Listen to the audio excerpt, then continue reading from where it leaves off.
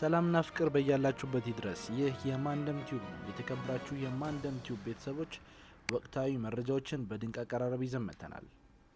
ወቅታዊና እጅግ ጠቃሚ መረጃዎች እንዲደርሱት ቻናላችንን ሰብስክራይብ በማድረግ ቤተሰባችን ይሁኑ።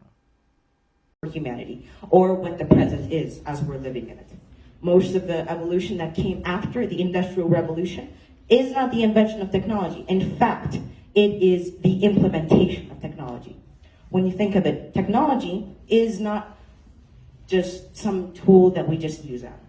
You can think of technology as a portrait that represents human evolution and how far have we came so far, and to show how much we can contribute to the future, not only what we have in the present. Now, when we go to the next chapter, I'm sorry, but I need to make it faster because I don't have much time. Okay, so when we're going to the next chapter, it mostly incorporates the 21st and the 20th century. So the 21st and the 21st century is the implementation age, as we call it. So back in the 2000s, most of the technology that were used were mostly for World War I or World War II.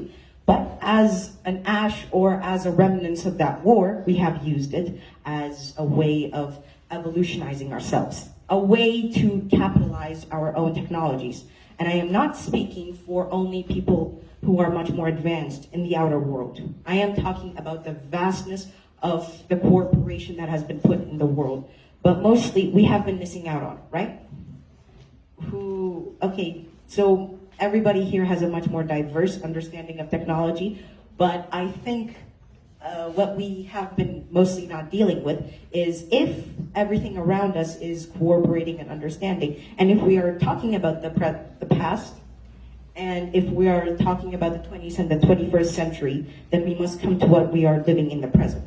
During the present years, so many evolutions that were contributed back in the 20th and 18th century had been used and being incorporated in this world. Most of mathematics, physics, and every technological piece that we know of have been used during this age, and it has been. So when we're talking about what would be the future, most of the ideas of mechanism and the destruction of technology and the consciousness gain of AI and the argument has been mentioned mostly in this book. So when we're discussing about this, the rise of AI and the understanding of, the rise of AI and the understanding of its gaining consciousness had been a very dealt topic, especially in the 21st century. Because in the past, it used to be mathematics that used to be the topmost up-notch known, or mathematics or physics.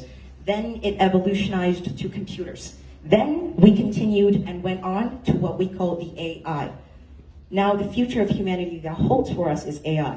Most countries that have incorporated this have been much more successful in their productivity and much more stuff. But there are side arguments, which I think the groups before us have presented as well as they can. So mostly in this chapter, it has been discussed that the diversity of space and the future outlook for humanity has been taking hold. And when we are taking hold of our future, we must understand what is beyond the horizon, what is beyond for us and for the future generation that we are waiting for. So the technology that we are using, we have made so much things, and the skill of humanity is beyond our understandings. We don't know how much we can be able to do. And if we can do it with much more cooperation and much more understanding, then we can overtake what we never thought we could have been able to do.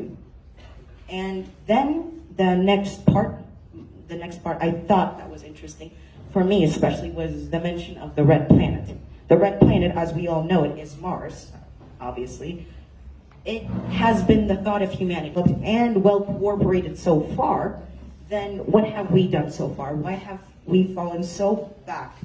And why has it been such a long time since we have done this? So most of the things that were cooperated in this book, this had been the final game or the climax of the entire thing. It asks us the question, how can we fix our civilization or our society of Ethiopia? How can we fix Africa? How can we fix the poverty or the sadness or the garishness or the famine that overwhelms this Africa? Before we even start talking about the privileges of technology that it can offer us, we must understand the basic needs that everybody in Africa doesn't even have the supplies for.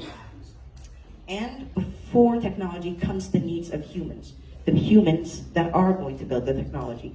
And the basis for what we could call the first human understanding or the human evolution, and for a better future, not only for Africa, but for the entire human race. Thank you very much.